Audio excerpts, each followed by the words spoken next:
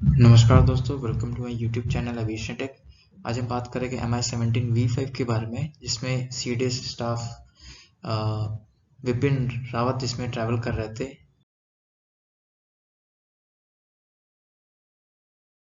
तो चलिए शुरू करते हैं। MI-17V5 को आप सिर्फ देखने से आप आइडेंटिफाई नहीं कर पाएंगे कि ये MI-17 ही है, क्योंकि जब तक आप इसके इंटरनल फीचर्स के बारे में जान पाएंगे, आप क्या पर्पस के लिए यूज़ करते हैं, कैसे है इसका डिस्क्रिप्शन के बारे में, तो आप देख के सिर्फ आइडेंटिफाई नहीं कर पाएंगे। जैसे ये फोटो में है, ये MI-17V5 ही है।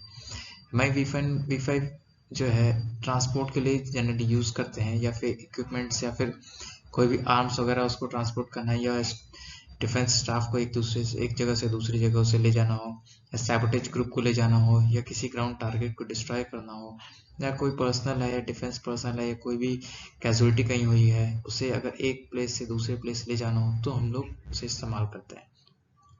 और भी उसके यूज होते हैं, जैसे सर्च एंड रेस्क्यू ऑपरेशन में आप लोग देखते होंगे कहीं किसी बाढ़ में कोई फंस जाता है, या फिर उत्तराखंड में देखते हैं जब बाढ़ आ जाती है तो रेस्क्यू करने के लिए जो डिफेंस फोर्सेस जाते हैं, उस केसेस में भी हम लोग MI-17 को भी यूज करते हैं, MI-17V5 और भी दूसरे बजर को।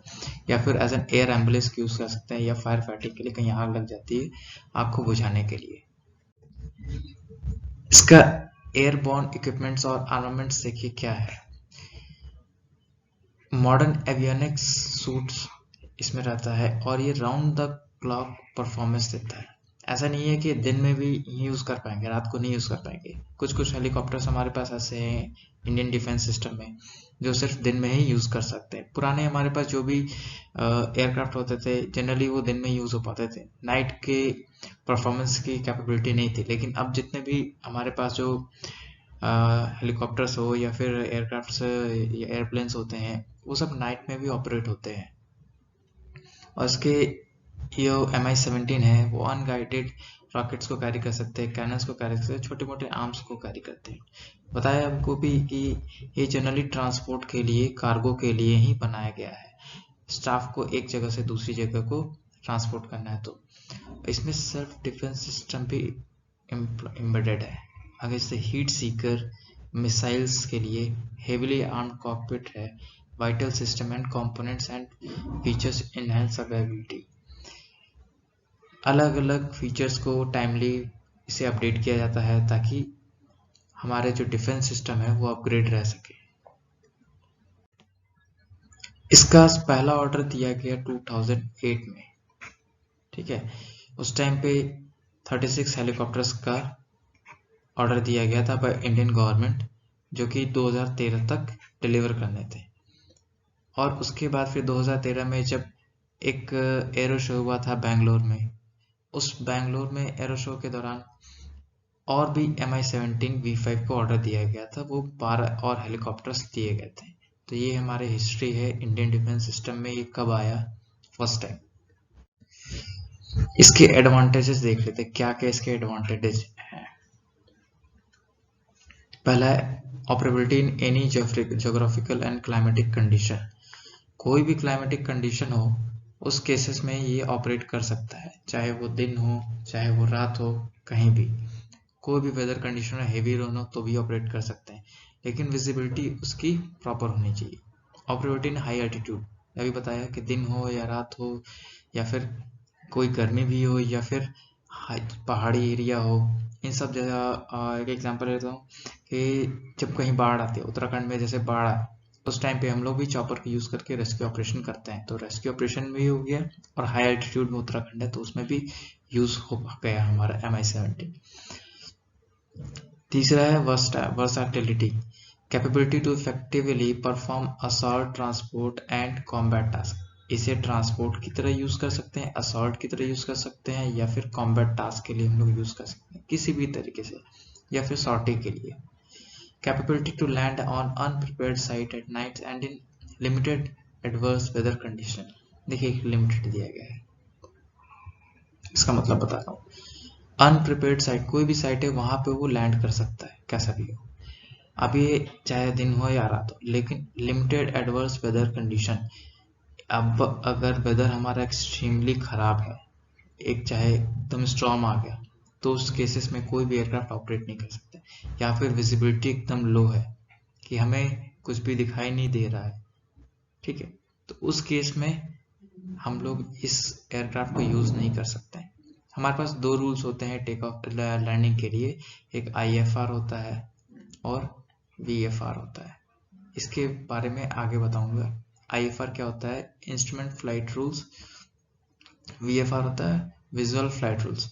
जो Mi-17 है जनरली इसी पे ही ऑपरेट होता है VFR के लिए। VFR में हम लोग जो हाइट होते हैं या रनवे हुआ या हेलीपैड हुआ, वो सब हम लोग देख के डिसाइड करते हैं कि हाँ हमारा एयरक्राफ्ट कितनी हाइट पे है, कितनी स्पीड से जा रहा है, या फिर हमारा हेलीपैड कितनी दूरी पे है। ये सब कुछ हमें विजुअली देखना पड़ता है, उसके अकॉर्डिंग हम डिसीजन लेते हैं कि हमें लैंड करना है कि नहीं करना है, उसकी विजिबिलिटी कितनी है हमारी। तो सारे के सारे जो है विजुअल कॉन्सेप्ट से डिपेंड होते हैं, कोई भी इंस्ट्रूमेंट हम लोग उसमें यूज नहीं करते। तीसरा है हेवी आर्मर प्रोटेक्शन है, काफी प्रोटेक्टेड एयरक्राफ्ट है ये। High target approach accuracy through use of satellite navigation system. अब इसकी एक्यूरेसी भी इतनी अच्छी है और ये सैटेलाइट नेविगेशन सिस्टम को यूज करता है, इसीलिए इसकी एक्यूरेसी हमारी अच्छी है।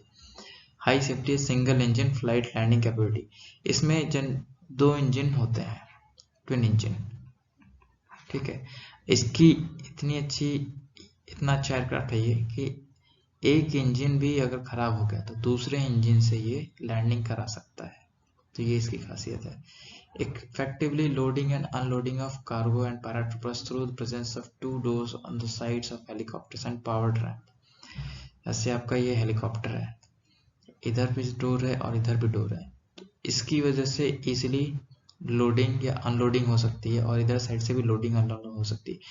तो easy efficient loading unloading of cargo. और पैराट्रूपर्स, पैराट्रूपर्स क्या होता है, जो मिलिट्री डिफेंस फोर्सेस होते हैं, उनको एक जगह से दूसरे जगह ले जाना है, तो इजीली इधर से भी जा सकते हैं, इधर से जा सकते, तुरंत हमारा वो बैठ गए एयरक्राफ्ट में और जा सकते हैं। इसके मेन कैरेक्टरिस्टिक्स क्या है, जैसे बताया था आपको कि ट्विन इंजन है, तो एक इंजन की पावर सप्लाई देती है 2200 हॉर्स पावर, दो इंजन की पावर हो जाएगी 2200 इंटू 2, तो 4400 इसकी हॉर्स पावर हो गई। आउट ऑफ ग्राउंड ये होवरिंग हाइट है, कितनी हाइट इसकी मैक्सिमम है जो होवर कर सकता है। होवर क्या होता है कि सपोज करिए ग्राउंड है आपका और ये आपका हेलीकॉप्टर है,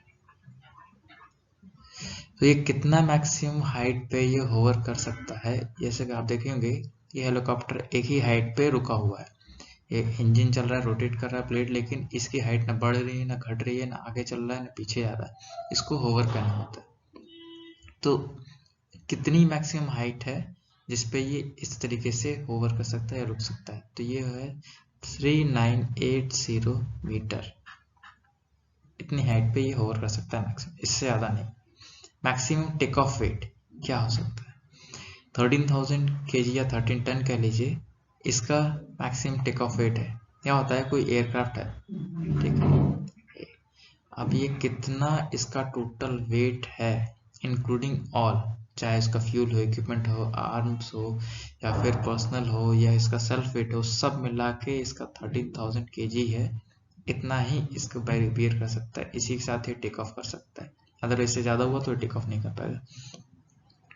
नॉर्मल टेक ऑफ वेट कितना है, जनरली जो हम लोग यूज करते हैं मैक्सिमम इतनी होगी, और नॉर्मली यूज करने के लिए 11,100 kg के पे ये टेक ऑफ करता है sorry. Maximum payload weight, payload क्या होता है, जैसे ये आपका एयरक्राफ्ट है, ठीक, इसका वेट हो गया, एक्सेस वेट जो हम लोग पुट करते हैं, मैन पावर हो गया, चाहे फ्यूल हो गया, चाहे आपका कार्गो हो गया, आर्म्स हो गया, इन सबको मिला के देखा जाए तो ये मैक्सिमम पेलोड 4000 kg हो सकता है, इससे ज्यादा नहीं। तो इसका मैक्सिमम पेलोड हमारा 4000 kg है। अगला मैक्सिमम स्पीड है 250 किलोमीटर पर आवर। कोई भी एयरक्राफ्ट या कोई मशीन अगर रन करती है उसकी स्पीड लिमिटेशन होती है, ताकि इससे ज़्यादा अगर ऑपरेट करता है तो उसके इक्विपमेंट से वो डैमेज हो पाएंगे, उसकी परफॉर्मेंस डिग्रेड हो जाएगी। तो 250 किलोमीटर पर आवर की मैक्सिमम स्पीड डिसाइड की गई। वो क्रूजिंग स्पीड है, इसकी परफॉर्मेंस बहुत अच्छी रहती है, वो 220 से 230 किलोमीटर पर आवर की स्पीड पे। आप इसका रेंज देखेंगे कि उसके टोटल फ्यूल अगर हम भर दें मेन फ्यूल टैंक में तो 675 किलोमीटर तक ये फ्लाई कर सकता है। लेकिन अगर एडिशनल फ्यूल टैंक के साथ अगर इसको फ्लाई करना है तो टोटल 1180 किलोमीटर तक ये फ्लाई कर सकता है। इतने डिस्टेंस तक ये 1180 किलोमीटर तक। अब हमारे क्रू देख लेते हैं। टोटल 3 क्रू होते हैं इसमें फ्लाई करने के लिए। अब paratroopers carried in cargo cabin, अभी बताया था कि एक जगह से दूसरी जगह पैराट्रूपर्स या स्टाफ्स को ले जाने के लिए भी हम लोग इस एयरक्राफ्ट को यूज करते हैं। तो नंबर ऑफ पैराट्रूपर्स या स्टाफ्स को जितने कैरी कर सकते हो 36 है मैक्सिमम। तो ये था टोटल MI-17 के बारे में। अगर आपको वीडियो अच्छा लगता है तो लाइक करिए, चैनल को सब्सक्राइब करिए। Thank you.